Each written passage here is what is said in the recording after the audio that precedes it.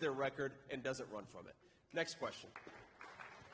Hi, Senator Kit Maher, CNN. I wanted to ask, in the wake... Thank you. Now, Kit, I honestly, she's going to hate me saying this. Kit's one of the good ones.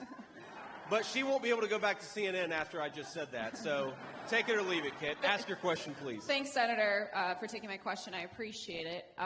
In the wake of the Georgia school shooting yesterday, I wanted to ask you, what specific policies do you support to end school shootings like this?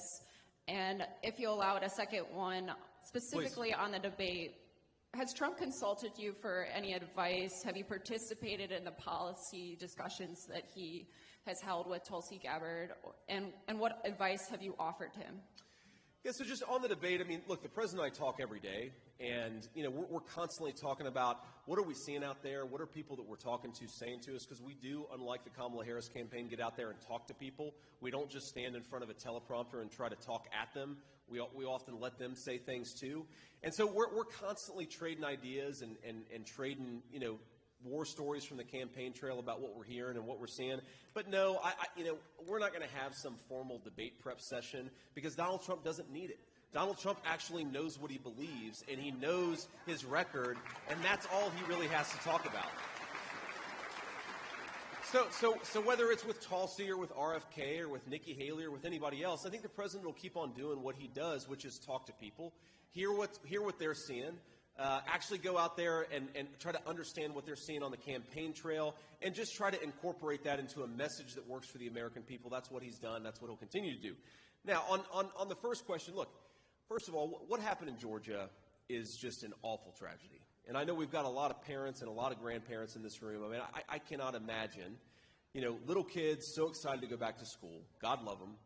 And they're at their first week back from the summer, and an absolute barbarian decides to open fire and take their lives and also a couple teachers.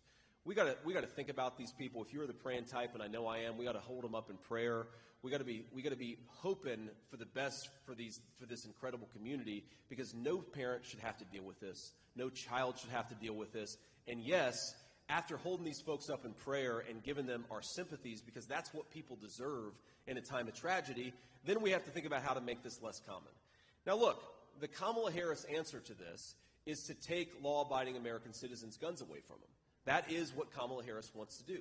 But we have to ask ourselves, we actually have been able to run an experiment on this, because you've got some states with very strict gun laws, and you've got some states that don't have strict gun laws at all. And the states with strict gun laws, they have a lot of school shootings. And the states without strict gun laws, some of them have school shootings too. So clearly strict gun laws is not the thing that is going to solve this problem. What is going to solve this problem, and I really do believe this, is, look, I don't like this. I don't like to admit this. I don't like that this is a fact of life. But if you are a psycho and you want to make headlines, you realize that our schools are soft targets.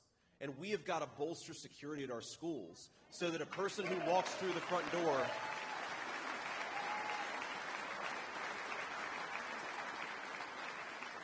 we've got to bolster security so that if a psycho wants to walk through the front door and kill a bunch of children, they're not able to.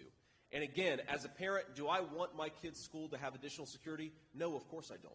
I don't want my kids to go to school in a place where they feel like you've got to have additional security, but that is increasingly the reality that we live in.